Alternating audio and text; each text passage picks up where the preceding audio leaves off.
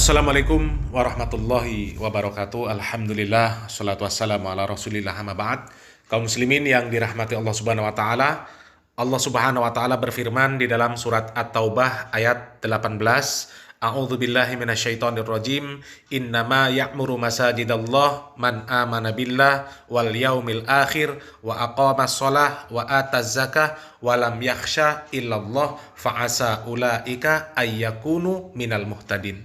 Hanya yang memakmurkan masjid-masjid Allah dialah orang-orang yang beriman kepada Allah dan hari kemudian, serta tetap mendirikan sholat, menunaikan zakat, dan tidak takut kepada siapapun kecuali kepada Allah Subhanahu wa Ta'ala.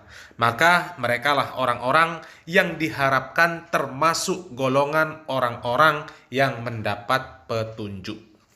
Al-Imam Ahmad rahimallah meriwayatkan sebuah hadis terkait ayat ini, bahwasanya Nabi Muhammad SAW bersabda, "Idza ra'aitumur rajul ya'tadal masjid fashhadu lahu bil iman."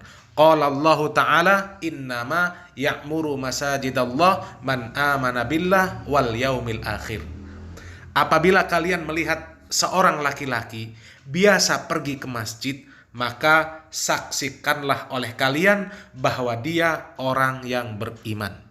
Allah Subhanahu wa Ta'ala telah berfirman, sesungguhnya orang-orang yang memakmurkan masjid-masjid Allah hanyalah orang-orang yang beriman kepada Allah dan hari kemudian. Apa yang paling menjadi sebab terbesar seseorang rajin pergi ke masjid kaum muslimin? Apakah untuk sholat Jumat? Apakah untuk sholat Id? Apakah untuk perayaan Maulid, Isra Mi'raj? Tentu bukan.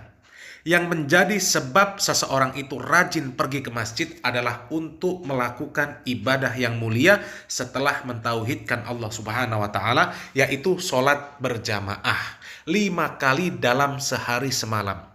Tidak ada ibadah yang paling banyak menjadi sebab seseorang untuk sering pergi ke masjid kecuali untuk sholat berjamaah, di mana keutamaan sholat berjamaah ini luar biasa kaum muslimin. Dan insya Allah kita semua tahu keutamaan sholat berjamaah. Apalagi keutamaan sholat isya dan sholat subuh berjamaah di masjid. Yang Nabi Muhammad SAW mengatakan, "Man shallal isya fil jamaah faka'annama qoma nisfal lail. Wa man shalla subha fi jamaah faka'annama shallal laila kullah." Barang siapa yang melaksanakan sholat isya berjamaah, maka seolah-olah dia telah melaksanakan sholat separuh malam. Dan barang siapa yang melaksanakan sholat subuh berjamaah, maka seolah-olah dia telah melaksanakan sholat semalam penuh. Hadis riwayat Muslim. Akan tetapi sayang seribu sayang kaum muslimin, kondisi masjid kita ini, kondisi masjid kaum muslimin ini sepi dari sholat berjamaah. Ramenya kalau ada acara-acara bid'ah. Contohnya kalau ada acara Maulid Nabi, itu masjid sampai ditambah-tambah tenda untuk menampung jamaah, karena masjidnya tidak muat lagi untuk menampung jamaah.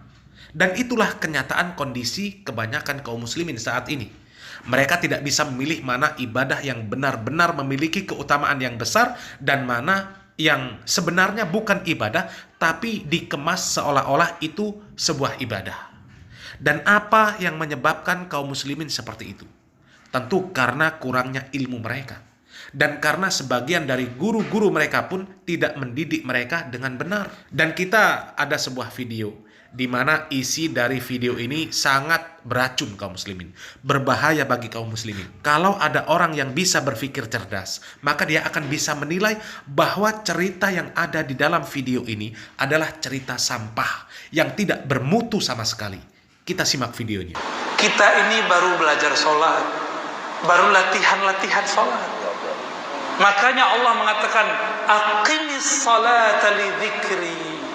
Aqim itu kalau diterjemahkan dalam bahasa sir, bahasa hakikat, latih-latihlah dirimu sholat untuk mengingat aku. Maka engkau yang baru berlatih jangan sombong kalau melihat orang belum berlatih. Jangan sombong, kita baru berlatih. Jangan suudzon kepada orang yang terlihat belum sholat. Mungkin kita tidak sholat. Gusmi, tahu Gusmi? Masyhur di zamannya, sezaman dengan ayahanda Gus Baha. gurunya Gus Dur. Itu diisukan, dia hafiz Quran, punya pesantren besar. Beliau diisukan banyak orang tidak sholat. Ngadulah orang kepada salah satu kiai di Pasuruan. Kiainya wali juga. Ini bukan khurafat, ini kiai yang menyaksikan. Dia buka jendela, kamu lihat Gusmi lagi sholat di atas pohon. Dilihat sholat di atas pohon. Mereka tidak percaya ini, ya. Mereka tidak percaya, orang-orang yang ingkar kepada tasawuf, ingkar kepada karamah, tidak percaya. Mereka nggak percaya. Kalau saya percaya, karamatul aulia saya percaya. Jadi kalau ada orang yang dimasyhurkan sebagai wali, tidak terlihat sholat, bukan berarti dia tidak sholat. Mungkin dia lagi nguji antum. Antum ini yang sholatnya begitu, sudah berani belum jadi juri? Ya. Tapi semua ulama ahli tasawuf sepakat, ilmuna musyayyadun muqayyadun bil kitab wa sunnah. Ilmu kami sangat berkaitan erat dengan Quran dan Sunnah. Ilmunya sangat berkaitan dengan Quran dan Sunnah. Tapi teksnya saja kaum muslimin. Kalau penafsirannya, pemahamannya, pengamalannya itu jauh dari praktek Nabi dan para sahabat. Sangat kental dengan pemahaman-pemahaman dan pengamalan-pengamalan yang sesat. Yang namanya guru itu kaum muslimin adalah orang yang digugu dan ditiru. Karena dia mendidik, memberi contoh. Kiai, gus, ustadz, itu guru. Harus bisa mendidik dan memberikan contoh kepada jamaahnya. Kalau jamaahnya tidak pernah melihat gurunya sholat, maka ini aneh. Aneh. Masalah sholat ini masalah pokok. Imaduddin, tiang agama. Harusnya tunjukkan kalau dia ini mendirikan sholat. Sholat itu wajib. Bahkan sholat berjamaah itu adalah syiar agama Islam. Tunjukkan kepada jamaahnya bahwa gurunya ini rajin, rutin, tidak pernah meninggalkan sholat berjamaah di masjid kecuali ada uzur. Supaya jamaahnya ikut mengamalkan. Jangan sholat wajib tapi disembunyikan. Kalau rutinan sholat sunnah disembunyikan, maka itu yang lebih utama. Kecuali sholat tarawih. Amalan sunnah itu lebih baik apabila disembunyikan kecuali dalam rangka untuk memberikan pengajaran kepada orang lain. Kalau sholat berjamaah, sholat wajib itu syiar. Harus diramaikan. Makanya ada azan. Supaya manusia tahu. Jangan pernah ditinggalkan kecuali ada uzur. Supaya masjid ini makmur dengan sholat berjamaah. Ya, bukan jamaahnya tidak pernah melihat dia sholat, malah dibuktikan sholat di atas pohon. Ya, ini entah cerita dari mana asalnya. Siapa yang pertama kali membuat cerita yang dusta semacam ini? Ini jelas dusta kaum muslimin.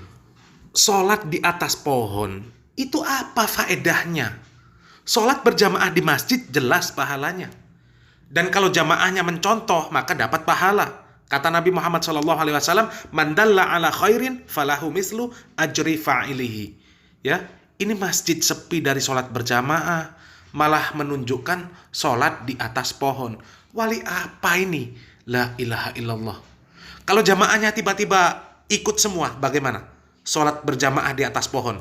Jadi seperti kumpulan burung kuntul di atas pohon, berkumpul di atas pohon. Tiba-tiba mereka semuanya berjamaah di atas pohon. Ya, jamaahnya jadi wali semua, sholat di atas pohon. La ilaha illallah. Masjid ditinggal.